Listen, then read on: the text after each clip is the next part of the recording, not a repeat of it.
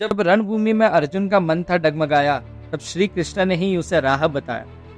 हर सवाल का उत्तर दिया, हर संशय मिटाया, गीता के ज्ञान से अर्जुन का मन प्रज्वलित कराया। Hello everyone, welcome to another episode of let's talk sense with Sahil. आज मैं आपके लिए लाया हूँ कहानी श्री कृष्ण और अर्जुन की। महाभारत के युद्ध के बाद जब श्री कृष्ण और अर्जुन एक बाग में बैठे थे, तब अर्जुन ने श्री कृष्ण से पूछा कि हे माधव, इतना बड़ा युद्ध करके हमें क्या मिला? जीवन भर का दुख पीड़ा, हमारे वंश का नाश हो गया। और दुर्योधन, उसका तो पूरा जीवन सुख से निकला, राजमहल में निकला। वो वन में हम थे जो दर बदर भटक रहे थे। तब श्री कृष्ण ने अर्जुन से कहा, अर्जुन, तुम मेरी लीला कभी समझ ही नहीं पाए। एक काम करो, ब्राह्मण का वेश धारण करो और मेरे साथ एक गांव में चलो। अर्जुन ने जैसा श्री कृष्ण ने कहा वैसा किया। दोनों ही ब्राह्मण के वेश में गांव की तरफ चल पड़े। गांव में आने के बाद अर्जुन ने देखा छोटा सा एक गांव, जहाँ पे सब अपनी रोजमर्रा की जिंदगी में लगे हुए। पूरे दिन गांव का सैर करने के बाद अचानक जोर से बारिश होना चालू हो गई। श्री कृष्ण और अर्जुन एक हवेली की तरफ दौड़े। वो हवेली शायद नगर के सेठ की थी। श्री कृष्ण ने द्वार खटखटाया। नगर के सेठ ने द्वार खोला, देखा सामने दो ब्राह्मण। श्री कृष्ण ने तभी उस सेठ से पूछा, हे सेठ, क्योंकि बाहर इतनी बारिश हो रही है, तो क्या हम ब्राह्मणों को आपकी हवेली में जगह मिल सकती है? सेठ बड़ा ही अहंकारी था। उसे लगा, इन दो ब्राह्मण को मैं अपनी हवेली में क्यों रहने दूं? ये छोटी सी कुटिया में ही रह लेंगे। तो उसके तबेले के बाजू में एक कुटिया थी। उसने वहां पे इशारा किया और कहा, आप वहीं रह जाओ। अर्जुन को इस बात से बहुत ही क्रोध आया, पर श्री कृष्ण साथ में थे तो अर्जुन ने कुछ कहा नहीं और दोनों उस कुटिया की तरफ चल पड़े। पूरी रात उस कुटिया में गुजारने के बाद जब बारिश बंद हुई, तब दोनों ही पुनः गांव की तरफ निकले। तब अर्जुन ने देखा श्री कृष्ण दौड़ के उस नगर के सेठ के पास गए और उसे कहा कि हे सेठ, क्योंकि कल रात को इतनी बारिश हो रही थी, जो आपका तबेला है उसकी नींव कमजोर हो गई है, कृपया करके उसकी मरम्मत करवा लीजिए। सेठ ने देखा, हाँ, नींव तो सच में कमजोर हो गई है। उसने दो आदमी बुलाए, उस तबेले की मरम्मत करवाई और ये देखने के बाद श्री कृष्ण और अर्जुन वहां से निकल गए। पुनः पूरा दिन गांव में घूमने के बाद श्री कृष्ण अर्जुन को एक कुटिया की तरफ लेके गए।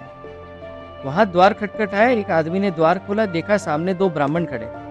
वो आदमी खुशी से फूला नहीं समाया। उसे लगा धर्म खुद उसकी चौखट पे आया। उसने बड़े ही हर्षो उल्लास से दोनों ब्राह्मण का स्वागत किया, दोनों के खान पान की व्यवस्था की, दोनों की रहने की व्यवस्था की।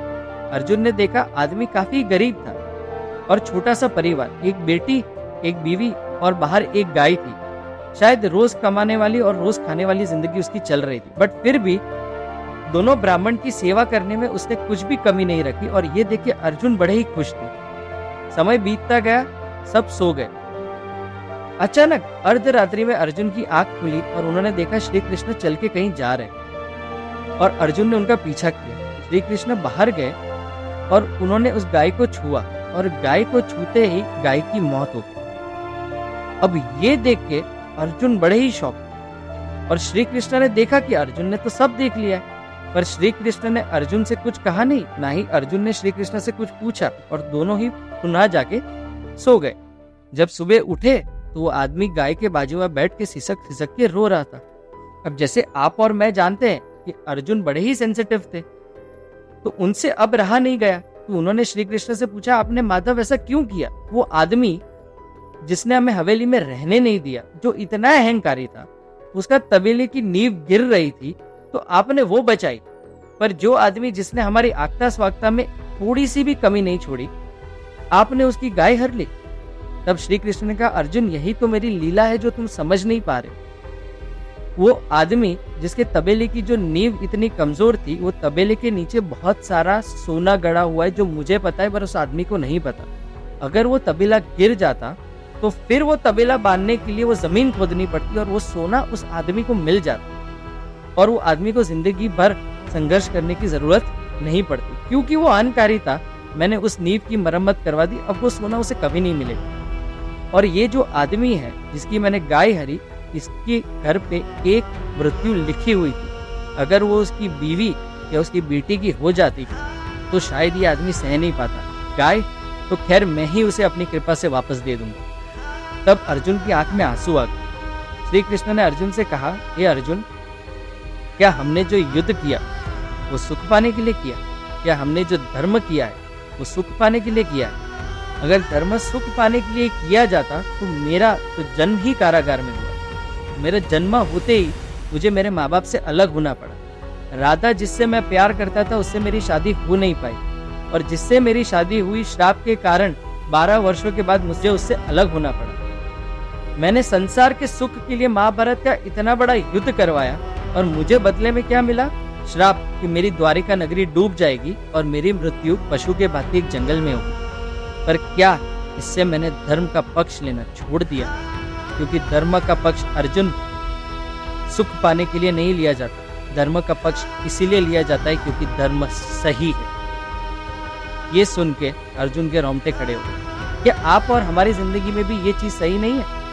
हम कभी भी हमारी जिंदगी में कुछ बुरा होता है हम भगवान को पूछते हैं, पर हम ये नहीं समझते कि शायद उस गरीब आदमी के जैसे कुछ बहुत ही बुरा होने वाला था जो छोटी सी चीज से टल गया। Like the yin and the Yang concept, कुछ अच्छा ही हमारे साथ जब भी होती है उसमें कुछ बुरा होता है, और कुछ बुरा होता है ना उसमें कुछ अच्छा होता है। आपके साथ जब भी कुछ बुरा हुआ है आपने उस पेन को, उस एगनी को, उस तकलीफ को महसूस किया है। इसलिए आज हम जब किसी को पेन में देखते हैं ना तो हमें ये लगता है कि यार ये आदमी पेन में नहीं होना चाहिए था, या हम उसकी मदद करने जाते हैं। हमें वो मदद करने वाला इमोशन कहाँ से मिलता? क्योंकि हम वो पेन के थ्रू जा चुके, तो वो पेन ने हम पे कुछ तो पॉजिटिव इम्पैक्ट छोड़ा है। जब भी हमने लाइफ में सक्सेस अचीव किया है, थोड़ा सा ईगो, थोड़ा सा अहंकार हमारे में जरूर आया है, तो वो जो अच्छी चीज थी उसने थोड़ा सा नेगेटिव इम्पैक्ट तो आप पे छोड़ा ही। हम हमेशा यही चाहते हैं कि जो हम सोचते वो हो, पर इसीलिए तो एक कहावत है कि तू वो करता है जो तू सोचता है, पर होता वही है जो मैं चाहता हूँ। तू वो कर जो मैं चाहता हूँ, तो होगा वही जो तू चाहता है। अगर आपके लाइफ में सारे दरवाजे बंद हो जाए तो उसकी लीला पे भरोसा रखिए, क्योंकि हम उसकी लीला कभी समझ नहीं पाएंगे, लेकिन वो हमारे लिए सही है। Whenever you feel like you are in darkness, always look for the light which is at the end of the tunnel। आपको हमारा एपिसोड कैसा लगा वो कमेंट सेक्शन में हमें जरूर बताइए, या आपके लाइफ की कोई ऐसी स्टोरी जिससे आपको लगता हो कि कुछ पॉजिटिव इम्पैक्ट आपकी लाइफ में हुआ। हम आएंगे ऐसे ही एपिसोड्स लेके on let's talk scene with Sahil. तब तक के लिए थैंक यू।